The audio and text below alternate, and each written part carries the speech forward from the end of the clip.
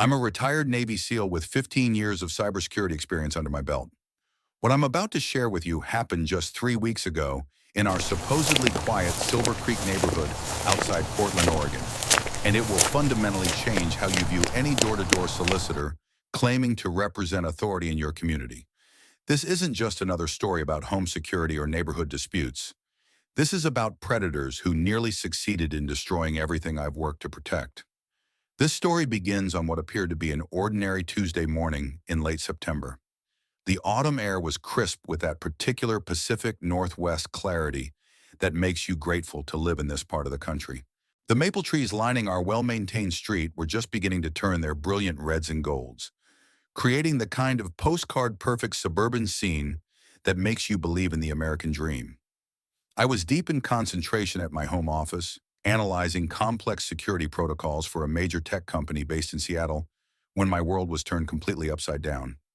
My work involves penetration testing, vulnerability assessments, and digital forensics, highly specialized skills that require intense focus and attention to detail. I was reviewing firewall configurations and examining potential entry points that hackers might exploit when my 8-year-old daughter Erica came bursting through my office door with that particular combination of excitement and bewilderment that only children can display so authentically and without filter. "Daddy, there are some really strange people at the front door," she announced breathlessly, her small hands gesturing dramatically toward the hallway with the kind of animated energy that makes children as such natural storytellers. "They're wearing dark suits like the serious men on those police TV shows you watch sometimes, but they seem really nervous and keep looking around, like they're scared someone might be watching them or following them. They told me they're from the HOA and need to speak with you right away about really important neighborhood business that absolutely cannot wait another minute." The moment those words left her lips, every single alarm bell that 15 years of military service had installed in my brain started ringing at maximum volume. You see, our actual HOA president is Mrs. Sarah Chen, a retired elementary school principal who lives exactly 4 houses down from us in the Blue Victorian with the immaculate rose garden that wins neighborhood awards every summer. Mrs. Chen is methodical, organized, and extraordinarily professional in all her neighborhood dealings. The kind of person who probably color codes her filing system and has never missed a deadline in her entire life. She always calls at least 24 hours in advance to schedule any meetings or discussions about community matters, sends detailed follow-up emails with comprehensive agendas and supporting documentation, and has never once shown up at anyone's door unannounced in the 3 years we've lived in Silver Creek. More importantly, she knows every resident personally and would never send strangers to handle HOA business without extensive advance coordination and multiple forms of written notice. But what really set off my internal warning system wasn't just the unexpected nature of this visit. It was the fact that these unknown individuals had specifically requested me by name and somehow possessed detailed knowledge about our family situation that complete strangers should never have access to. In my line of work, both military and cybersecurity, you learn that information is power. And when strangers know too much about you, it usually means you're being targeted for reasons that have nothing to do with legitimate business. I immediately saved my work, secured my computer with military-grade encryption that would take government supercomputers years to crack, and followed Erica toward the front of our house, making absolutely certain to position myself between her and whoever was waiting outside our door. Through the security peephole that I'd installed with a wide-angle lens for maximum visibility and threat assessment, I observed 2 men standing on our front porch, both wearing what appeared to be inexpensive, poorly fitted suits that looked like they'd been purchased at a discount retailer or borrowed from someone else entirely. The taller individual, probably around 6'2" with graying temples and nervous eyes that never seemed to focus on any one thing for more than a few seconds, kept checking his watch repeatedly and scanning our street with the kind of surveillance awareness that suggested either law enforcement background or extensive criminal experience. His shorter companion, maybe 5'8" with a stocky build, and the kind of pale complexion that comes from spending too much time indoors, was clutching what appeared to be an official clipboard and a manila folder, but his hands were trembling slightly with what could have been nervousness, drug withdrawal, or simple fear. When I opened the front door while keeping our heavy-duty security chain firmly engaged, a precaution that has become second nature after years of security training. The taller man immediately stepped forward with an overly rehearsed smile that never reached his eyes and spoke in a tone that was clearly attempting to project authority, but came across as desperate and poorly practiced. "Good morning, Mr. Preston," he said, consulting a small notepad, as if reading from a carefully prepared script. "My name is Benedict Griffith, and I'm the newly appointed enforcement officer for the Silver Creek Homeowners Association. This is my colleague Edward Dawson, who specializes in community compliance issues and residential security assessment protocols." The way he pronounced enforcement officer with particular emphasis suggested he was proud of the title, but anyone familiar with HOA operations would immediately recognize that no such position exists in legitimate homeowners associations. Real HOAs have board members, property managers, and sometimes contracted service providers. But enforcement officers are purely fictional positions that exist only in the imagination of scammers and criminals. Dawson nodded vigorously and held up his clipboard, which I could now see contained what looked like printed forms and several photographs that appeared to have been taken with a telephoto lens from a considerable distance. "We're conducting comprehensive door-to-door evaluations of all military families in this specific neighborhood as part of a new enhanced security initiative that was recently approved by the Board of Directors. We have some serious concerns about potential property maintenance violations and unauthorized security system installations that require immediate attention and documentation." The mention of military families specifically was another massive red flag. Legitimate HOA representatives don't target residents based on their employment or military status. That would constitute illegal discrimination under federal fair housing laws. The fact that they knew about my military background and were specifically targeting service members suggested a level of research and planning that goes far beyond casual fraud. Now here's where 15 years of Navy SEAL training and combat experience kicked into full operational mode. Military service at the highest levels teaches you to read people like an open intelligence manual, analyzing microexpressions, body language, vocal stress patterns, and behavioral inconsistencies that most civilians would never notice. These two individuals were practically broadcasting deception and malicious intent through every aspect of their behavior and presentation.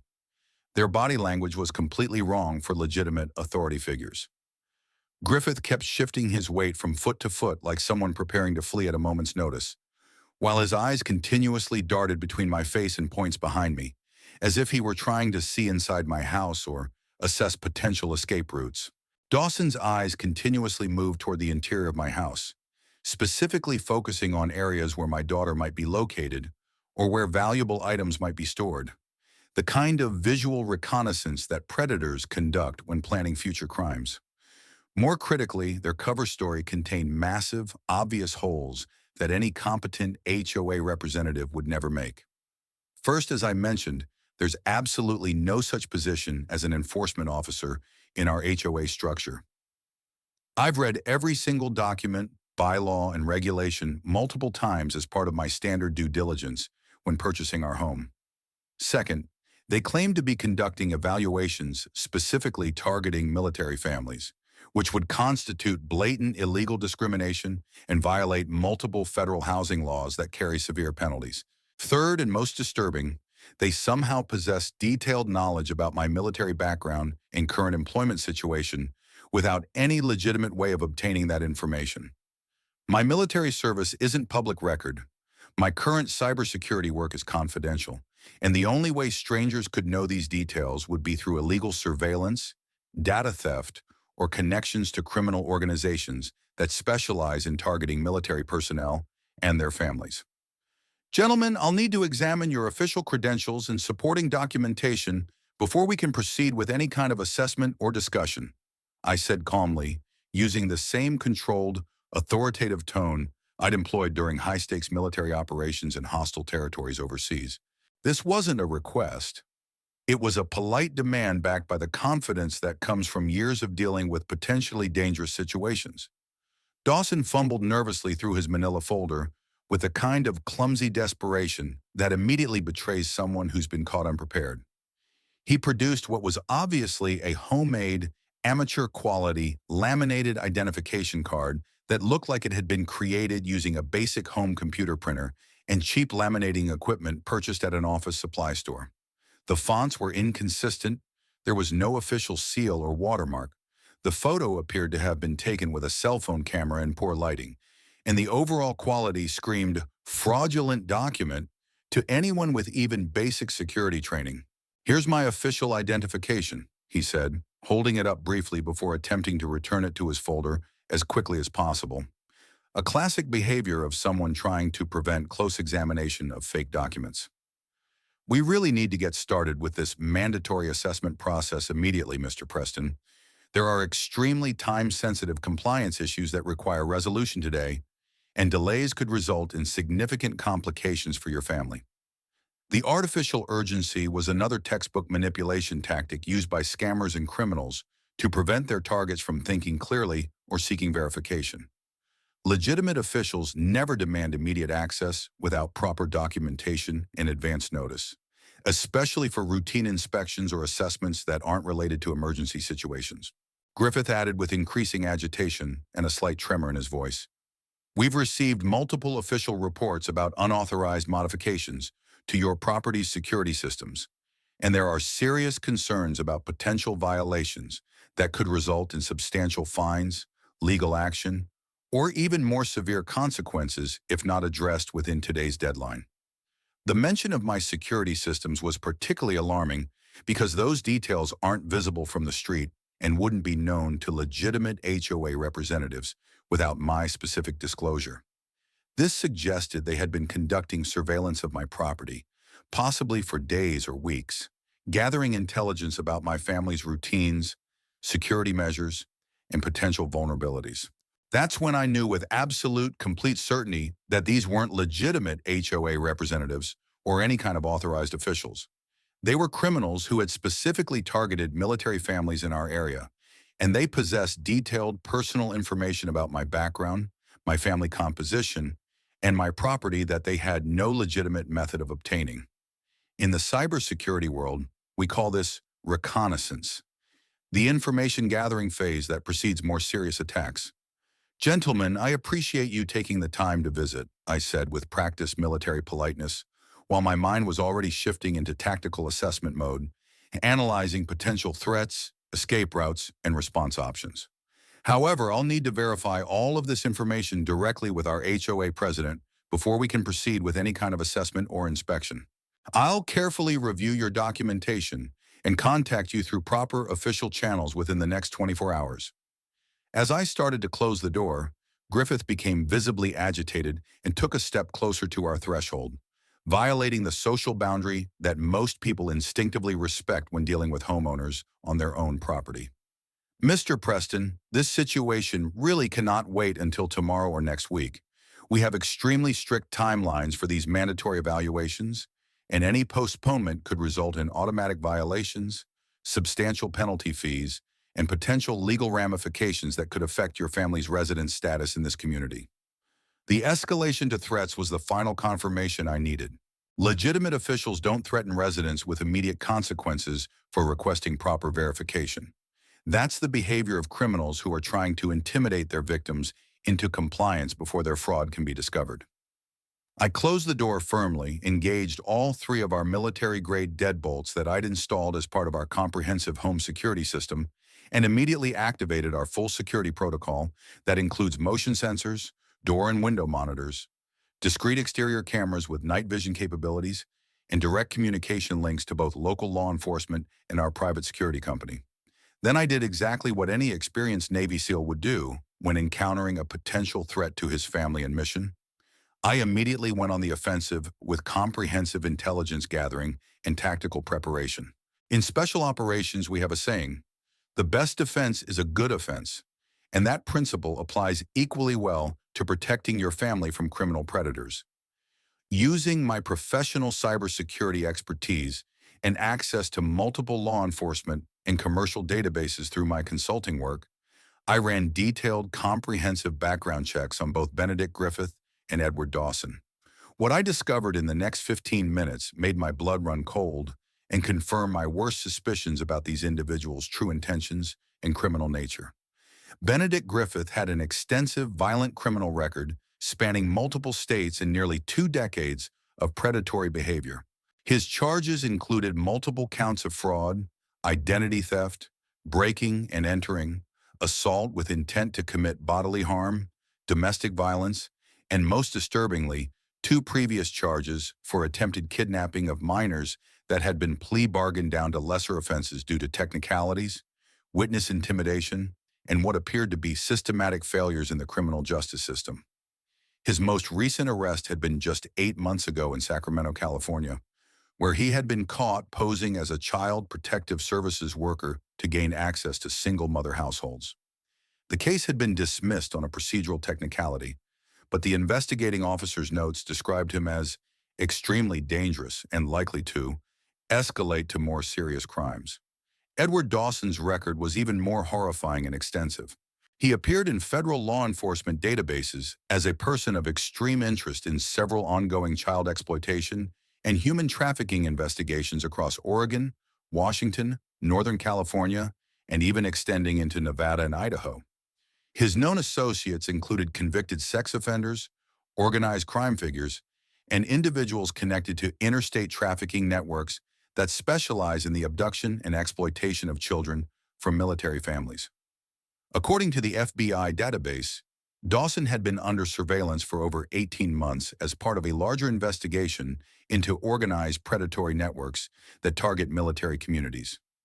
His criminal organization was suspected of being responsible for at least 12 child disappearances across the Pacific Northwest, with a particular focus on children from families where one or both parents serve in the military. These weren't just ordinary scammers attempting to steal money, personal information, or valuable property. These were dangerous, sophisticated predators who were using fake authority positions and fraudulent credentials to gain access to families with children, specifically targeting military households where deployment schedules, training rotations, and operational security requirements might leave families temporarily vulnerable to manipulation and threats. The realization that these criminals had been on my front porch, within feet of my daughter, talking to her directly before I arrived, made me physically ill. They had been gathering intelligence about our family, our routines, our security measures, and most importantly, our vulnerabilities. This wasn't a random scam. This was a carefully planned operation designed to facilitate the kidnapping of my child.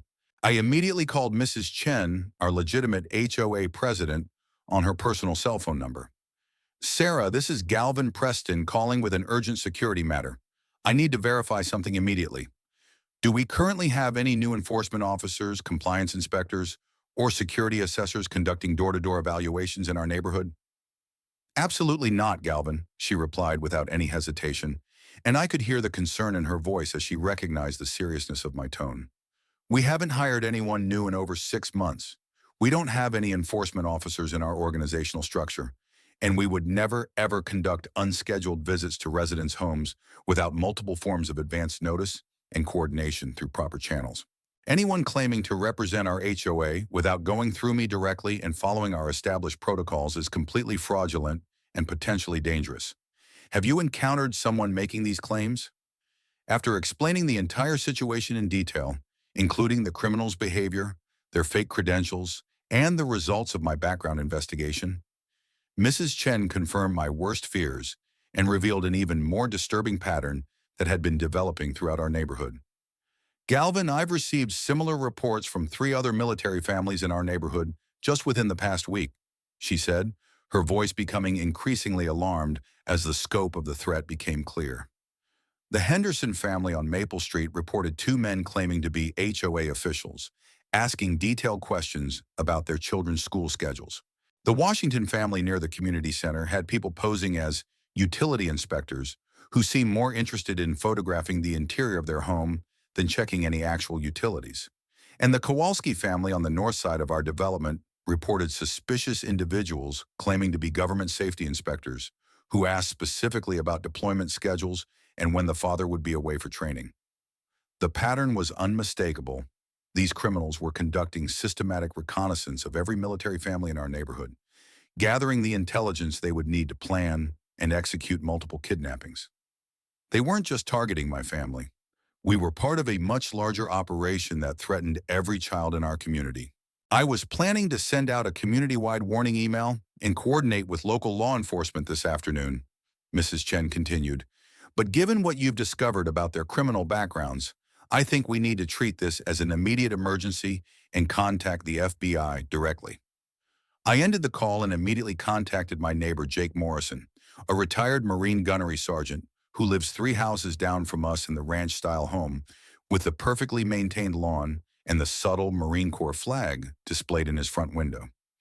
Jake and I had served in different military branches, but we'd developed a strong friendship and mutual respect based on our shared military experience, our commitment to family security, and our dedication to neighborhood safety and stability.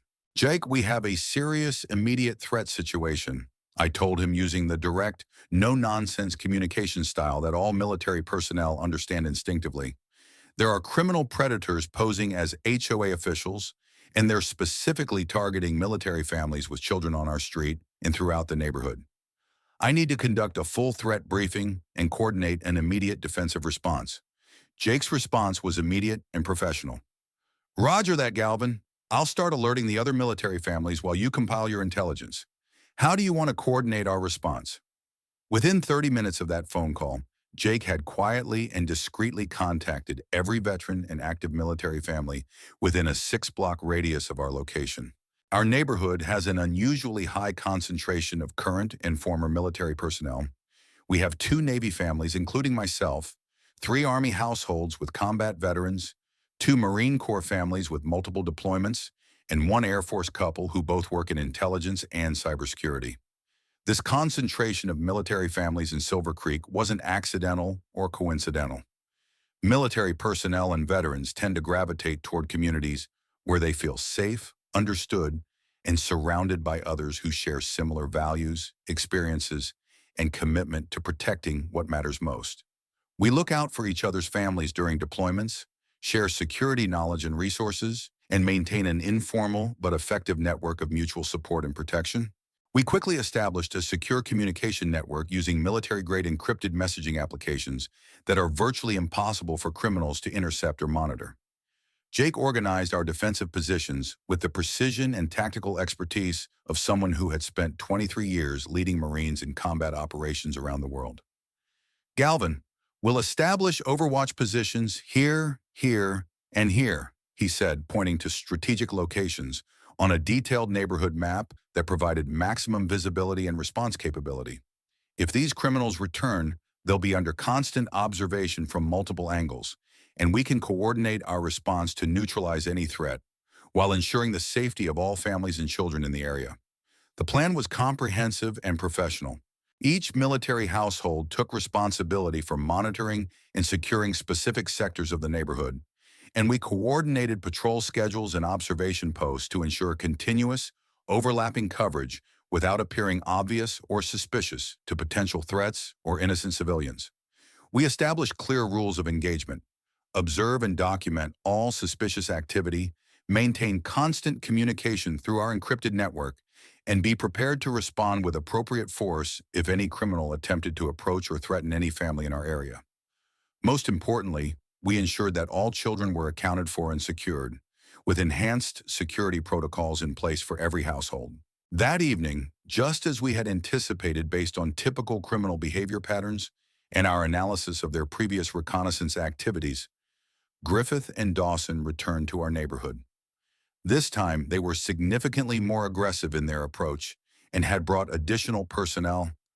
I counted at least 3 more individuals in a suspicious surveillance van parked at the corner intersection with heavily tinted windows, no visible license plates, and modified antenna arrays that suggested professional communication equipment. Mr. Preston, Griffith called out as he approached my front door with noticeably increased urgency and agitation in his voice. We need to conduct an emergency inspection of your property immediately. We've received additional serious reports about code violations and security system modifications that constitute immediate safety hazards and require emergency assessment and documentation before end of business today. The escalation in their demands and the addition of backup personnel confirmed that we were dealing with a sophisticated criminal organization, not just opportunistic scammers. They had clearly reported back to their handlers about my resistance to their initial approach and had returned with reinforcements and a more aggressive strategy. Dawson was carrying what appeared to be more official-looking paperwork, but his hands were visibly shaking. Both men seemed significantly more nervous and on edge than during their morning visit, and their body language suggested they were operating under pressure from their criminal supervisors or handlers. The kind of pressure that comes when a criminal organization realizes their operation has been compromised and they need to act quickly before law enforcement becomes involved.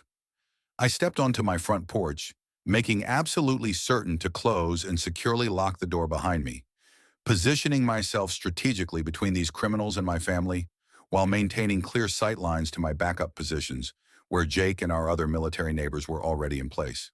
Before we proceed with anything, gentlemen, I'd like to understand much more about your specific authority, the exact nature of these alleged violations, and the legal basis for these emergency inspection demands. While I kept them engaged in increasingly detailed conversation designed to extract information and keep them focused on me rather than attempting to gain access to my home, Jake and our other military neighbors were already moving into their predetermined tactical positions with the silent precision and coordination that comes from years of training and combat experience. Through my peripheral vision, I could see Jake positioning himself behind their surveillance van, while Tom Henderson, an Army Ranger veteran, had moved to cut off their primary escape route down our street. Maria Washington, a military police officer, had positioned herself with a clear view of all participants and was discreetly photographing everything with a telephoto lens. "Here's exactly what's going to happen," I said, allowing my voice to drop into the low, controlled, unmistakably authoritative tone that I had used with captured enemy combatants during overseas operations and high-value target interrogations. "You're going to provide complete explanations for why your surveillance van has been circling our neighborhood, conducting reconnaissance for the past 3 days, why you've specifically targeted military families with young children, and why comprehensive background investigations reveal extensive criminal records for both of you." The color completely drained from both their faces, and I could see the immediate panic in their eyes as they realized their cover had been blown and their criminal operation had been discovered. This wasn't the reaction of innocent people who had been mistakenly accused. This was the pure terror of criminals who knew they had been caught in the act. Dawson started backing toward the street in an obvious attempt to retreat, but Jake had already moved into position to block their primary escape route, while our other neighbors had strategically positioned themselves to cut off all secondary exits and prevent any attempt to flee or call for backup from their associates in the surveillance van. "We don't know what you're talking about," Griffith stammered, his previous confident facade completely evaporating as genuine fear replaced his fake authority. "We're just trying to do our legitimate jobs and complete these mandatory neighborhood assessments that we've been assigned to conduct by the proper authorities." "Your legitimate jobs?" I pulled out my smartphone and displayed their detailed criminal records on the high-resolution screen, including their booking photos, conviction details, and current warrant status. Benedict Griffith, 3 counts of aggravated fraud, 2 attempted kidnapping charges with child victims, federal watch list designation for organized crime associations, and active warrants in 2 states. Edward Dawson, multiple child exploitation investigations, identity theft, suspected involvement in interstate human trafficking networks, and connections to known predators and criminal organizations. "You want to explain to me again about your legitimate employment with our homeowners association?" That's when these criminals made the single biggest, most catastrophic tactical error they possibly could have made. Instead of attempting to retreat, negotiate, or surrender, they tried to push past me toward my front door, toward the house where my daughter was safely secured inside with our trusted babysitter, who had already contacted law enforcement and activated all emergency protocols per our family security plan. What happened in the next 30 seconds was the direct result of 15 years of Navy SEAL training, countless hours of hand-to-hand combat practice, advanced tactical response conditioning, and the absolutely unstoppable protective instincts of a father who would never, under any circumstances, allow anyone to threaten his child or family. Both criminals found themselves face down on my concrete driveway, completely immobilized and secured, before their backup team in the surveillance van had any opportunity to respond or intervene.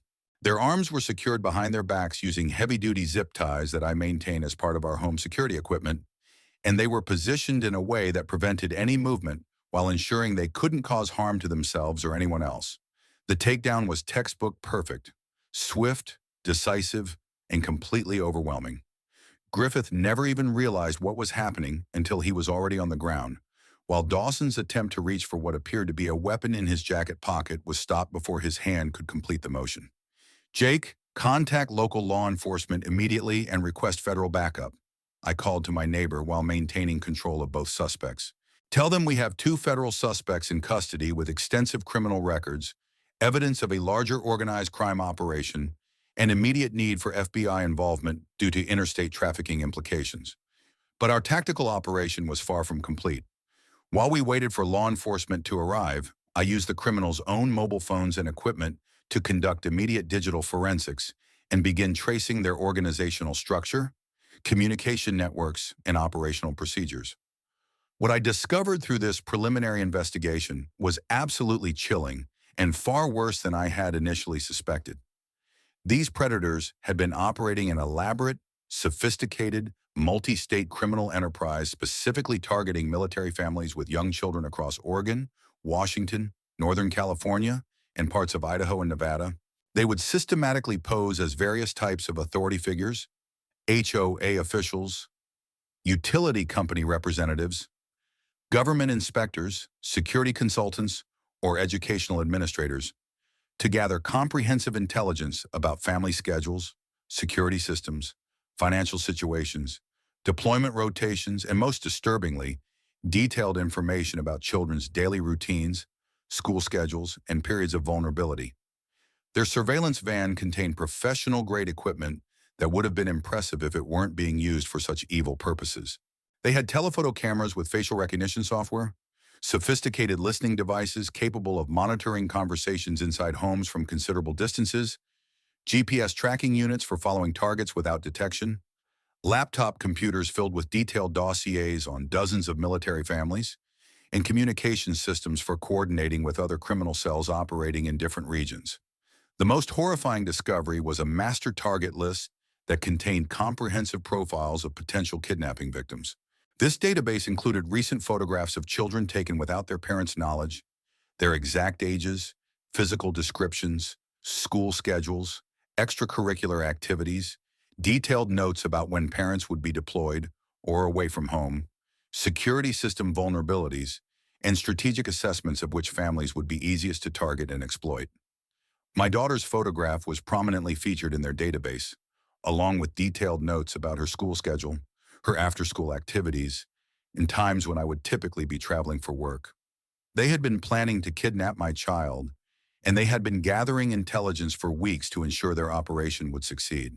When law enforcement arrived, first Portland Police Patrol officers, then county sheriff's deputies, followed by FBI agents from the Portland field office and specialists from the Crimes Against Children unit, they found sufficient evidence to connect these criminals to a much larger, more sophisticated network that had been operating across multiple states for at least 18 months.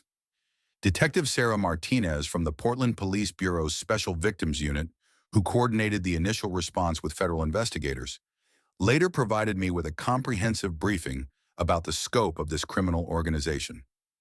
"Mr. Preston, your immediate tactical response and professional-level investigation probably prevented multiple kidnappings and potentially saved dozens of children's lives throughout the Pacific Northwest. These weren't just opportunistic criminals looking for quick money. They were part of a highly sophisticated predatory organization with direct connections to interstate human trafficking networks and organized crime syndicates." The FBI investigation, led by Special Agent Michael Rodriguez from the Crimes Against Children unit, revealed that this criminal network had successfully abducted at least 6 children from military families over the previous 2 years. They used their fake authority credentials and detailed intelligence gathering to build trust, identify vulnerabilities, and execute kidnappings that appeared random but were actually carefully planned operations targeting specific victims. They specifically focused on military households because deployment schedules, training rotations, and operational security requirements often left spouses alone with children for extended periods, making them more susceptible to manipulation, intimidation, and threats. The criminals had studied military culture, family structures, and security procedures to develop techniques specifically designed to exploit the unique vulnerabilities of service member families. But here's what transformed this terrifying situation into something positive and empowering. Our community's coordinated response completely revolutionized our neighborhood's approach to security and transformed Silver Creek into something stronger, safer, and more unified than it had ever been before. After word spread throughout our community about what had happened, every single family on our street and in the surrounding area invested in comprehensive security system upgrades. We established a legitimate, highly effective neighborhood watch program that operates with military precision, professional coordination, and genuine commitment to protecting every resident, regardless of their background or family situation. Mrs. Chen worked directly with Portland Police Department community liaison officers to develop and implement verification procedures for anyone claiming to represent neighborhood authorities, utility companies, government agencies, or any other organization requiring access to residential properties. Every resident now has access to contact information for immediate verification of official visits, and we've established protocols that make it virtually impossible for fraudulent representatives to operate in our area. Jake Morrison organized comprehensive monthly security briefings where military families share tactical knowledge about home defense, threat assessment, surveillance detection, and family protection. We've established encrypted communication networks, coordinated patrol schedules, and created emergency response protocols that cover everything from medical emergencies to potential security threats, natural disasters, and criminal activity.